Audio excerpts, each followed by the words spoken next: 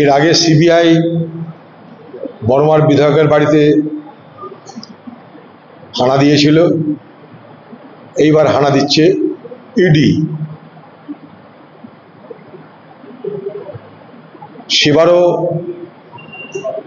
Mobile ছুঁড়ে ফেলা হলো, এবারও মোবাইল ছুঁড়ে ফেলার চেষ্টা করা হলো এবং ছোড়া হলো। কিন্তু এবারে মনে হয় মোবাইল ছোড়ার তেমন জোর ছিল না,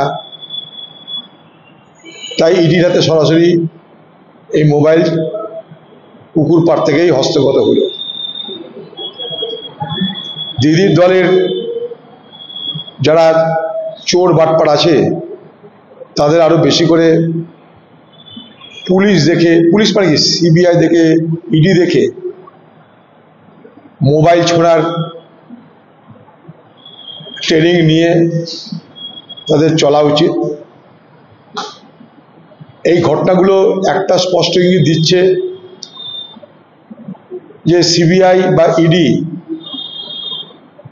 তারা তদন্ত করে, হানা দেয়, জিজ্ঞাসাবাদ করে, কিন্তু তার পরিণামে কাজের কাজ কি হচ্ছে এই প্রশ্ন আমাদের থাকছে এবং থাকবে। সিবিআই ইডি প্রকৃত অর্থে দোষীর বাড়িতে যাচ্ছে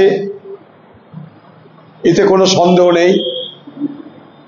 শুধু বড়মারে মেলে নয়, এরকম তৃণমূলের বহু চোর বাটপারের বাড়িতে সিবিআই ইডি যাচ্ছে, আরো যেতে পারে। কারণ বাংলায় সব কিছুর অভাব থাকলেও তৃণমূল দলের চুরি বাটপারি দুর্নীতির কোনো অভাব এ বাংলায় হতে দেয়নি তৃণমূল। দিদির সৌজন্যে বাংলায় তৃণমূলের দুর্বৃত্ত রাজ, তৃণমূলের ঘুষের রাজ অবলীলাক্রমে চলেছে। এখানকার পুলিশ কিছু দেখতে পায় না, তাই চুরি বাটপারি দুর্নীতি করে সবাই অব্যাহতি পেয়ে যায়।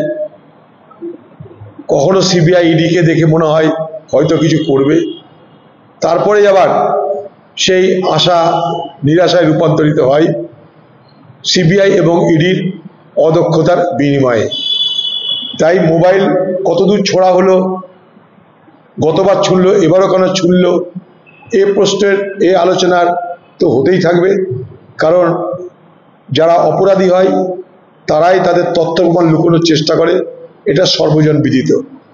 তাই নিঃসন্দেহে কথা বলা যায় যে বড়মার যিনি তৃণমূলের বিধায়ক, তিনি নিশ্চয়ই অপরাধ বোধে তিনি এ কাজ করেছেন।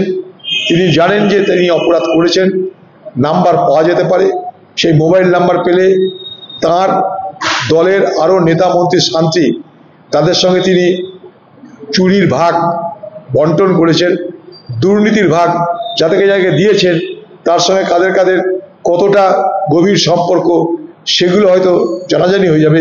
তাই মানে মানে তথ্য প্রমাণ লুকিয়ে ফেলো, সেই লক্ষ্যেই এই মোবাইল নিক্ষেপ।